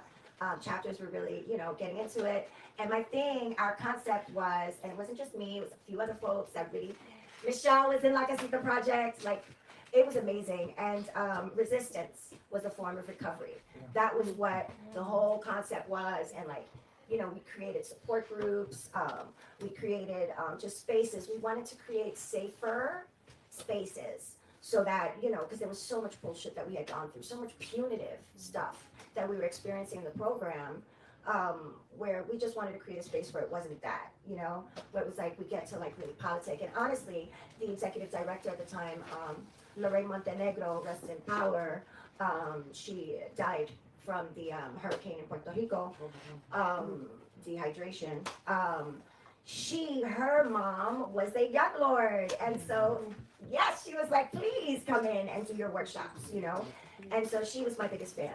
And I was really, really lucky for that. I mean, we went to Oakland, like, they weren't even allowed to leave their freaking program. Like, we got them out, you know, newsletters in prison, talking about, you know, them being survivors, us being survivors of sexual harm. And so, you know, I've always come from that place, you know, like I don't see abolition or even transformative justice as a necessary soul movement thing. I see it as we're doing this so that we can reach our communities. And so this could be accessible to our communities.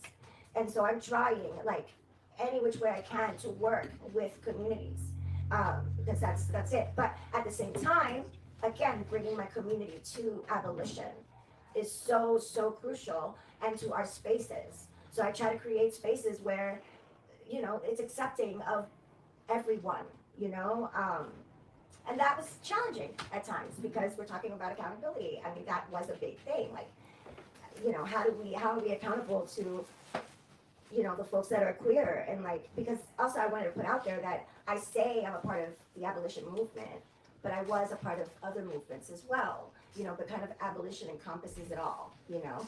But like, yeah, I was like, I've always been queer, but this just made me like, wow, I can be safe and queer. I can really come out, you know, and be What does queer mean? So there was an evolution around that, but I want to say that many of us were evolving and coming out in different ways. And that was challenging because I'm trying to reach street families, street orgs, you know, nietas. We worked very closely with nietas. Nietas were a part of Critical Resistance for a very long time. And, you know, there's shit that goes with that, you know? And so when we're organizing with different communities and certain people are like evolving and coming out and, you know, it's a challenge.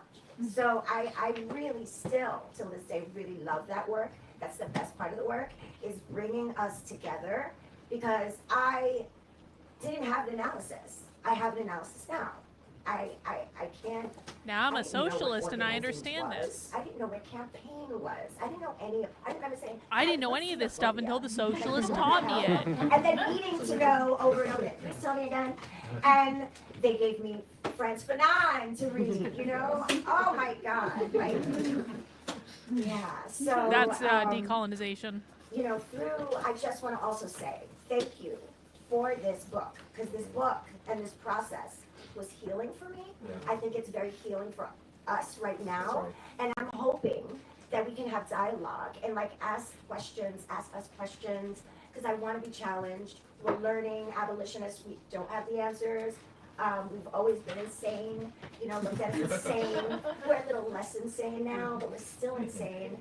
But I say that just because when moving forward, right? That was the past, and like now, like you were saying, defund police, all of these buzzwords, community. I just want to point out, I've told you guys that Emmy O'Brien has giant tits. I mean, it's not like the best angle, but I'm just saying that Emmy O'Brien does, like, just saying. Ability, transformative justice, all these concepts are really out there now. And it's been interesting organizing now. And so, I'm sure I fucked up a little bit, I don't know, but I do want to use this process, like this time, to really dig into this. Because I'm just so grateful that there's a space for us to talk about it. That's right. Like, I felt really, really like, okay, this shit is happening, right? Like, people are like literally, I have a problem with literally folks. And maybe it's because I come from the old school where like, we just don't put our shit out there. Like, we don't put our dirty laundry out there. And that to me is a form of accountability to our people. Because I know what that does. COINTELPRO, I know what it is to have a police report. And I know what it is when you accuse someone online of, say, sexual harm. There's repercussions to that that I don't think people might realize when they're putting those things out there. And it's really dangerous for us to do that. So I just, I'm sure people in this room are like, fuck you, but it was scary for me because I just, we need to dig into this stuff before we start accusing people and putting this shit out online. That's right. You know what I mean? Like, let's talk about this behind closed doors because we have the state watching us. And we just have to be careful. And I come from a place of love. And even if someone has done some harm, because I mean, that's what we do, we're abolitionists, right? We're protecting the most harmful folks. So like, I don't know, it's nuanced, and I'm learning, again, like I said, I have been on both sides, all sides of the coin. I've harmed and I have, been harmed over and over again. Like, if I could tell you some stories. But there's something about the word survivor now that just is a bad taste in my mouth. Because I think it's used as a weapon now, and I don't know, I'm a survivor of many things, and I think even when we're talking about and accusing someone that has harmed someone, they might be a survivor as well. So there's just a very, there's like almost a punitive, it is punitive, like it's become, accountability has been used as a weapon in certain spaces where to me it feels like it's accusatory and it's harmful. So I just want to open up that. Yeah, I want to read something that you wrote, but you go ahead. You look like you're. Well, I would just one little nugget on that. I think that a lot of what we discovered through doing this work was that wait. It wasn't even like breaking news. Again, this is another aside. I know I'm listening to what's going on, but I've just heard all this stuff before. Oh, you must be new. Oh, welcome to the world of the radical revolutionary far left. You ain't heard nothing yet. You think this is crazy? Stick around. This is like a 3 out of 10 for some of the stuff we've heard. Lindsey Graham is accused of having sex with gay sex workers. Has anyone else heard about this? Does anyone else have information? Did Lindsey Graham hire gay hookers? It wouldn't surprise me if Lindsey Graham hired gay hookers. But do we have confirmation on that? Because I just saw some breaking news thing about Lindsey Graham fucking gay hookers.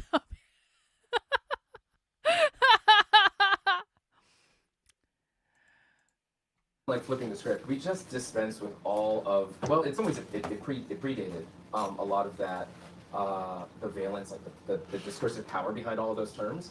But it freed us to approach it from a completely different place, and it came from a place of actually pushing back against the Survivor Support Collective. Yes. That gave us really binary language around like literally like cop language.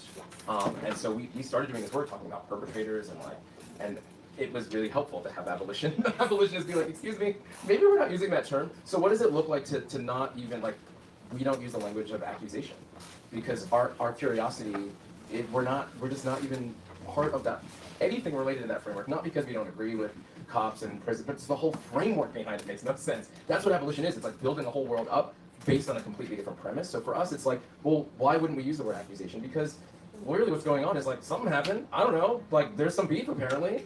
So maybe we need to understand that someone was harmed. It's not, we're not there to speculate and sleuth and like come to the, like, there's got to be a reason for us to even be in the room, for the email to be showing up being like, hey, Philly stands up, we need to tag you in, and this is the person who needs to be in conversation. And so for us, and we talked about this in the interview, it's like, well, it means that something happened. We're not even talking about guilt. We're not talking about, well, the stakes aren't cops. So what does it look like to do work where the stakes are just different? The stakes mean we want you to be restored into our community. We want you to not be chased out of town to go do harm somewhere else. We want you to get into a relationship of your own self-awareness and understanding of your behavior, of your boundaries, of your, maybe your problems around substance abuse. Like at a certain point, maybe the community piece of it is about us loving you enough, even if oftentimes we were tagged in people we didn't know, but loving you enough to help you figure your own shit out that's not even about us. It's about you and alcohol. It's about you and boundaries. It's about you and your own trauma. Like whatever that thing is that caused you to behave in a way that somebody perceived at some point as harmful or boundary crossing. So that it does get into, I think maybe like a positive side of what does it look like for there to be gray area and blurred boundaries, but in a positive way. It means that there's space for curiosity and to hold something, that there's space for healing without it getting into this very, binary, black and white, punitive kind of framework. Thanks for that. So there were a number of things in all of our interviews that stuck out. I will read something from mine, but I want to read from page 45 of After Accountability. Books are right there. This is Pilar. Book This reading. is an interview from Pilar, right? She says, and getting back to this is going to be a long one, so just, I'm going to read it out, okay? And getting back to the fundamentals, when we talk about accountability, if somebody invests and commits to being an abolitionist, they're going to have to unlearn all the conditioning that we've been subjected to. Things that we don't even notice we do that counter abolition. Right. We have to dismantle the prison industrial complex in our head. Today there's bashing, humiliating, punishing, and seeking revenge on your comrades and intimate partners online. Back in the day, we didn't relate to each other like this. I'm not saying I'm excusing people's behaviors. I'm saying I should be able to support some, if not all parties involved, in an interpersonal conflict. People should be able to inquire, question, and even support anyone in any circumstance. Again, in any fucking circumstance. Even community members who have harmed within our community. This, my people, is abolition. She didn't say that. Okay? That is abolition. In moments, some of us assume and cast judgment while using the term survivor loosely, as mainstream society has. Many of us are survivors of the prison industrial complex and survivors of other harm, and that needs to be factored into the identities of survivor. I'm not sure I identify with or use survivor anymore, as there's many assumptions and threats behind the term. It's important that we listen to each other, that we become aware of the words and phrases that are carceral and harmful. We have been so accustomed and conditioned to use these terms, we don't realize we are causing harm. And this is the part where I was like reading in my bed and I was like, hell yeah. There has been an incredible amount of social media accusation, public shaming. Literally, this is where she's brilliant, cop calling. I don't support that behavior. This social media cop calling. Because that's what that is. When you accuse someone of harm and publicly state crimes allegedly committed by your community member online, you're basically filing an online police report. Really? Oh, really? If you accuse someone of something they didn't do online, you're basically filing a police report? Really?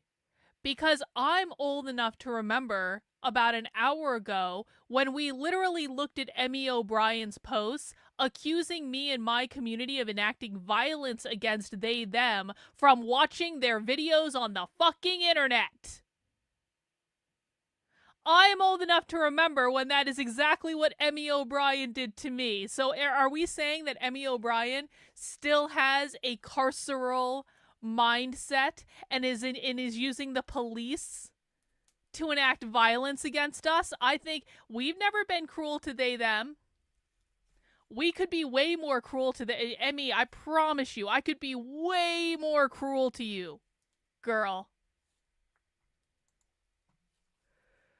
Interesting. I have a difficult time trusting people in those spaces. Yeah. And I will just leave that there. They shouldn't be trusted. So that's true. what really hurts my soul are the ways that we are doing this to each other, right? And like, if we do it to each other, how is it that we are holding ourselves accountable and then making amends and living amends, right? And I'm also in recovery too, and that is a really big part of my abolition process, is being rigorously honest, because I have to keep my side of the street clean in order to be of service and to be a revolutionary in the struggle, right? So if I have baggage, if I have secrets, because in AA or NA we say we're only as sick as our secrets, right? Like that is going to impede how I show up in this work. And I'm not saying that like that makes me perfect because I have a clean side of the street, right? But I'm saying that it means that I'm doing a lot of work and I'm having courageous conversations, and I'm not always doing it right. But that's what we have to be doing on the regular every fucking day, right? Like that's abolition. And then when we do it at an organizational level where we can also apply some of the Maoist principles, which I'll read a little bit from, right? So Mao talks about Mao! Unity, struggle, unity, and we don't have much from Mao. I didn't see that coming. Okay, page 100.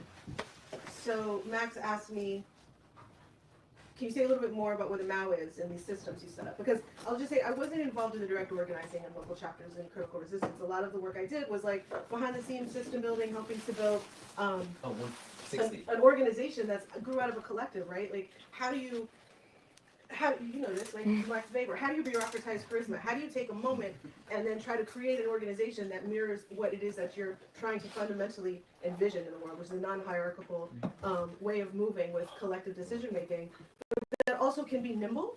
A non-hierarchical way of moving with collective decision making. What's another word for that? If we were to sum that up in one word, what would that be? A non-hierarchical movement. What is it? With collective decision making? A non-hierarchical way of moving with collective decision making. What is what? Socialism. That's what socialism is. Equity, also an acceptable answer. That's what equity means. A non-hierarchical way of moving in collective decision making. Socialism. Yeah, I think both work, Reagan. Way of moving with collective decision making, but that also can be nimble and clear. We were not always clear. No, we're not always clear. We're not always hierarchical, but we have a. We were honest about that. So when I say I'm a board member, for example, I'll just say about critical resistance. Board is at the bottom. We do the least amount. So I say I'm a board member, but y'all, really what I do is I'm there to help keep the 501c3 so that we can like have a nonprofit status. So we intentionally did not have a nonprofit for a long time because we didn't want to be part of that. But then we were draining resources from other organizations because we were using their 503c status and it was becoming a burden for them. So as abolitionists, it's like, well, like we can't roll like that. So we became 501c3. But the way that it's built is like the members are the ones who have a say. Right. And we have a structure where there's a lot of information that comes from members that gets to the staff. The staff have personnel committee that is run by members. I was on a personnel committee for a long time. The board is at the very bottom. We do the very minimal, and it's intentional. So when I say on the board, it's mostly like I'm kind of retired. But I want to say that because that is how we try to model the values. So what are some examples? There's a couple. I'm trying to piece together my memories. When critical resistance was being formed, everyone wanted to be a chapter. And there was this incredible burst of energy. It was a very charismatic moment everywhere, from Australia to Scotland, all throughout the South especially. There were formations of people who wanted to form a chapter. And we needed to figure out what the criteria of a chapter was. The main premise was that it had to be centered on folks who were directly impacted people. It had to be formerly incarcerated or have family members who were. And then the other was that the work couldn't help prop up the prison industrial complex. Because there were some groups that were like, we're lefty priests and clergy who don't believe in prisons. But we have prison ministries. Can we bring critical resistance for the ministries? It was like, no, we have to look at that contradiction, you know? Mao, like, there will probably be too much of a bourgeois influence to have priests come into a prison, or religious people come into a prison and be talking about abolition. The abolition had to come from the people, or in partnership with the people who were directly impacted. Yeah. Oh, yeah. We have questions, but I also want to be mindful of time, and I also maybe want to give you all an opportunity to ask each other a question. Yeah, I want to hear the discussion. Let's do the discussion. That's going to be better. And then open up for questions from all of you, so we can continue the conversation. If you have any questions of each other or anything you want to share. I know the next question, but before that, the one thing that quote just sparked for me, and actually the part that you were sharing right before the quote about structure, which I'm just in a weird headspace, so I'm like, whatever, what are you lighting on fire? Not what did I come in with, but like, what's alive? When Ruthie Gilmore talks about abolition being about presence and not absence, it's so Actually, interesting to me you that know a what? lot of the experiments You know what? I don't know if I have another hour in me. This is kind of boring. It's a little disappointing, Emmy. Maybe we can fast forward. We can see, are there any more spots where Emmy O'Brien talks? Oh, hang on. Here's a spot where Emmy O'Brien is talking. Let's fast forward and we'll see if Emmy O'Brien has anything interesting to say. If you guys were really into this, you can watch it on your own. Friends and comrades and homies. So what does it mean that like the core of the work was? Because I don't want to be here all night. There's another hour left to go of this. That's terrible. Liberation. And really, this was supposed to be about dragging Emmy O'Brien, and The answer to of like, well, what did you unearth? What was the genealogy of accountability? Not as interesting as I thought it was going to be. There was a huge participation of people from the New Communist Movement. So the New Communist Movement sort of refers to this churn in the 1970s among thousands of American revolutionaries becoming interested in Maoism. And Maoism was a way of trying to bridge being a Marxist and socialist with taking really seriously the Black liberation and anti-racist militant movements. Okay, that's interesting, actually. Really deeply about the relationship between anti-colonial struggle and anti-capitalism. And Maoism is somewhat the New Communist Movement that did many things terribly, but within it, there were some very smart ways of thinking about organizing. Issues around the mass line, combat liberalism. There were elements that I think are extremely useful principles for organizing for anyone. And a lot of Maoists got involved in what became the left nonprofit sector and community-based, community-led, BIPOC, working class organizing all over the U.S. Many of them got involved in That's interesting, actually. Right, which included anarchists and Black nationalists and Maoists in its founding. And many of them got involved in a constellation of organizations that in the 2000s, more or less in the 2000s, at the end of the 90s, were thinking a lot about transformative justice. And so we interviewed people that overlapped between these movements, and what they said was a little bit ambiguous. What they said was like, yeah, there were our old ways of working, where we would criticize each other and ourselves, and that was harsh and hard, and then there are new ways of working where we're trying not to be as harsh. But it's like, there actually is a through line there, but the through line was very hard to name. The reformulation was a big enough shift for people that they didn't quite see it as a through line. And we take that seriously, so there is a lineage there, but it's a complex lineage, perhaps a dialectical one, right? It's one that is transforming and inverting over time, where a lot of people coming out of the New Communist Movement were very traumatized with the level of cruelty they inflicted on each other. And some of the surviving organizations of the New Communist Movement that played a role, usually as individuals in things like critical resistance, really committed themselves to resisting the kind of dogmatism, the kind of cruelty, the kind of cult of personality, the kind of sectarianism that they had seen really tear the movement apart. And they churned in the work not to being like, I have these Maoist principles I'm going to now sell to you, but being like, oh, there's a whole world of other people that we also have to learn from. So that the dialogue really went multiple directions in this moment in the early 2000s. And that we, I think Peter Hardy's interview is particularly profound, where he's, he's been a revolutionary Black communist for decades, and the interview is a lot about him grappling with masculinity and homophobia and transphobia and thinking really deeply about that. And for him, that was a transformative process in the 90s and 2000s of encountering what he was experiencing as sort of new queer movements and trying to think very hard about them. So that the dialogical relationship there is not as simple as a lineage. I think because we're hitting 8:30, Maybe if there's anything in closing that you wanted to share around the last chapter you said, which is They going back to Emmy O'Brien? Yes. Yeah, so how many people here have ever been in the periphery of or involved in a process of accountability? Attempted accountability. Okay. Yeah. How many people here would you, so put your hands up high. Leave your hands up if you feel like it went well. We're talking about like singular or everyone? Okay, so these people up here are brilliant, right? If you had them as consultants in your process, maybe it would have gone better, right? So part of what this book is a collection of interviews with brilliant people about how to do well. But I would go so far that we need to also understand why it fails so much. So this is not a handbook. This is a critical genealogy, right? And part of, like, yes, the skills you all have are skills that we all desperately need, 100%. We totally agree with that. And I have some of those skills, and I have been in many catastrophic accountability processes that were so harmful. And I've been in very few good ones, right? Very, very few good ones. And in fact, often when it goes badly, the complaints of all sides about how terrible it was are all correct, right? And yet irreconcilable with each other.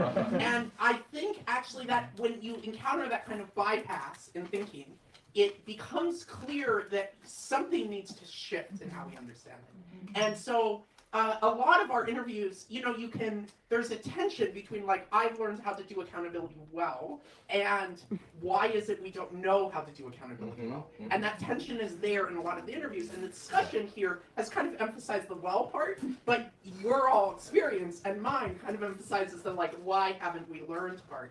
And at the end, in the last essay, we pack a lot of ideas in, very, very compactly, including about abolition and other things, but we actually kind of make an argument, a communist argument about why this might be. And our argument is when people are talking about accountability, what makes it work, they often cite that people need to be mutually committed to a third term. And that might be the party, a mutual struggle, a mutual set of people. Often it's a community. They talk about the community as what makes accountability work. And it's true. I think in the examples we've heard, community is what makes accountability work. And the vast majority of us do not have the community we meant. We kind of think we do. When we're in our 20s, we put a lot of work into it, and it falls apart really fast. That as we get older, we get more and more isolated. Labor market conditions, surviving under capitalism, the tremendous violence of the state, the dynamics of like private household child rearing, like all of these things cut us off, they isolate us. And when we talk about community, we are mostly talking about the thing we want, not the thing we have. And part of that is It's actually pretty correct. But it is not a community of mutual relationships. It is a community of the commodity. We are all interdependent with each other, and billions of people around the world through impersonal market exchange. We are in an actually existing community of capital that ties us all together. And that when we are trying to build a community that is accountable to each other, we are trying to do something counter to what the forces of our jobs, of renting, of surviving in the state are, right? So who are we actually accountable to? We are accountable to our boss. We are accountable to our landlord, right? We are accountable to the state. We want to be accountable to each other, but the boss, the landlord, and the state control the means of our survival. And we might get help from friends to survive for a time, but it's really hard to live a whole life that way, right? So like eventually people get jobs or they fall into a couple form of family, and that's how they survive, right? And so that the actually existing community of capital makes it very difficult for the communities we build to do what we want them to. And then what it would take is having communities that have the means of production, that have control over the material means of survival. Ideally a democratic, collective, non-fault-based control, right? A shared control, so that we could be accountable to each other and not the landlords, the state, and the employers, right? And so that how we talk about this at the very end, well, I read the last paragraph, or in the first paragraph, maybe I'll read one or two from the very, very end. When you're looking for that, can I just read something? Oh, you already found it. I already found it. Okay.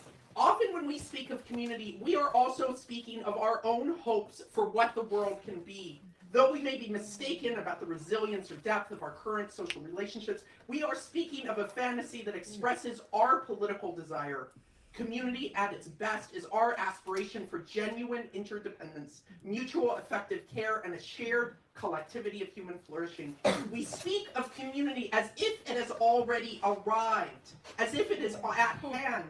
This community we imagine is one adequate to our aspirations. We imagine it capable of holding each other accountable, mediating our conflicts, helping us to become better people. We yearn for community as a moral force balancing and reconciling individual freedom and collective well-being. We imagine what Martin Luther King Jr. called the beloved community, the one generations of activists have tried to build and maintain in radical social movements. As we've argued here, this aspiration for community has proved disappointing. What is often missing from this aspiration is the recognition that such a community would necessitate control over the means of production. Under capitalism, every individual has to balance their aspired accountability to the community and their actually existing and necessary accountability to their... All right, I need to listen to this again. I apologize for rewinding, but there's actually some good stuff in here, and I want to make sure I understand everything. So, I'm just going to back up a little bit. I want to hear them read this again. How we talk about this at the very end. Well, I read the last paragraph, or the first paragraph. Maybe I'll read one or two from the very, very end. While you're looking for that, can I just read something? Oh, you already found it. I already found it. Okay. Often when we speak of community, we are also speaking of our own hopes for what the world can be. Though we may be mistaken about the resilience or depth of our current social relationships, we are speaking of a fantasy that expresses our political desire. Community at its best is our aspiration for genuine interdependence, mutual effective care, and a shared collectivity of human flourishing. We speak of community as if it has already arrived, as if it is at hand. This community we imagine is one adequate to our aspirations. We imagine it. They're talking about communism, by the way. I mean, I think that that's clear, but like they don't believe they will have true community until they have a communist society. So this is kind of like their utopian vision for what it actually means to be real communists in the world. Of holding each other accountable, mediating our conflicts, helping us to become better people. We yearn for community as a moral force balancing and reconciling individual freedom and collective well-being. We imagine what Martin Luther King Jr. called the beloved community, the one generations of activists have tried to build and maintain in radical social movements. As we've argued here, this aspiration for community has proved disappointing.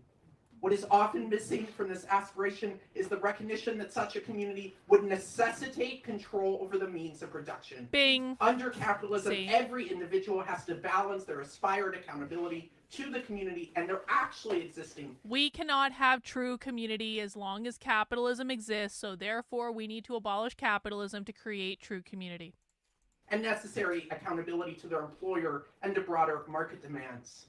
Only when the means of material reproduction and survival are either freely and universally available or under collective control of the community can community serve the function we ask of it.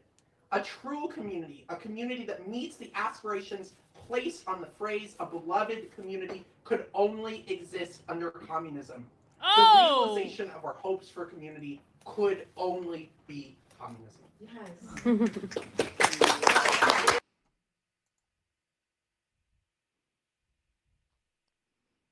Thank you, Emmy O'Brien. I thought that this was going to be kind of a lackluster stream, but you just came right in there at the end and said what we needed you to say. The only way we can have real community is communism. Let's listen to that again. The only way we can achieve Martin Luther King's beloved community is communism. Can community serve the function we ask of it? A true community, a community that meets the aspirations placed on the phrase a beloved community, could only exist under communism. The realization of our hopes for community could only be communism. Yes. Aha. Aha.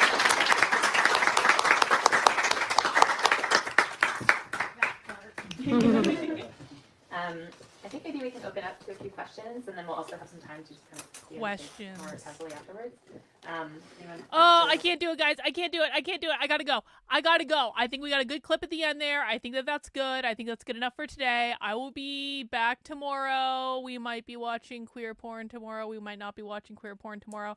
I know I need to do the queer rope thing. But I'm good. I've had my fill of socialism for the night. So guys, thank you for hanging out with me. I really do appreciate it. Make sure you subscribe to the channel on the way out the door. Make sure you mash the like button if you have not already. Yes, Trendlin, I know. We're going to do the queer rope thing. I know. I'm going to figure it out, Trendlin. I promise. All right, guys, that's all I have for tonight. I will be back tomorrow. Take care. Have a good one. We'll see you soon. Bye.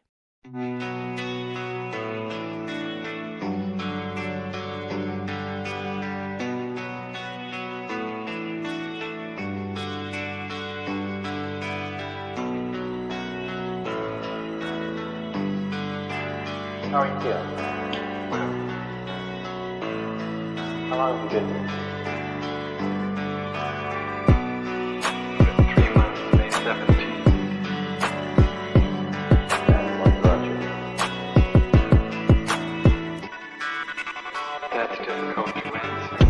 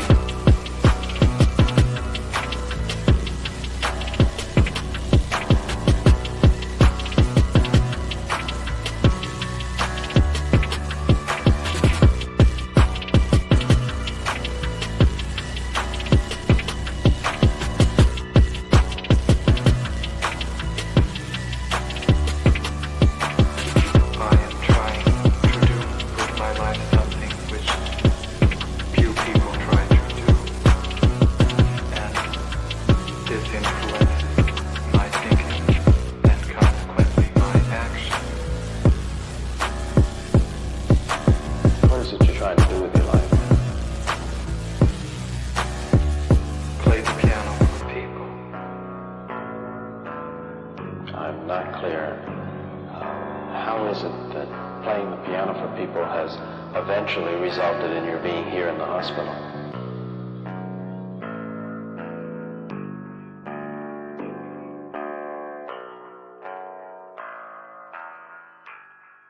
That's difficult to answer.